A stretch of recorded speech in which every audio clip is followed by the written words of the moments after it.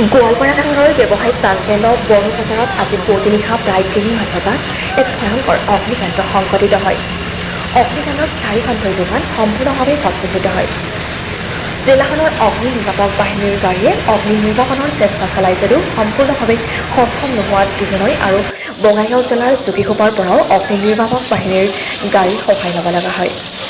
প্ৰায় 2.5-3 ঘণ্টা জুৰি চেষ্টা চলোৱাৰ পিছত জুই নুমুৱাবলৈ সক্ষম হয় যদিও 4খনমান দোকান ভস্মীভূত হোৱাৰ লগতে কাষৰীয়া দোকানৰো আংশিকভাৱে ক্ষতিসাধন হয়।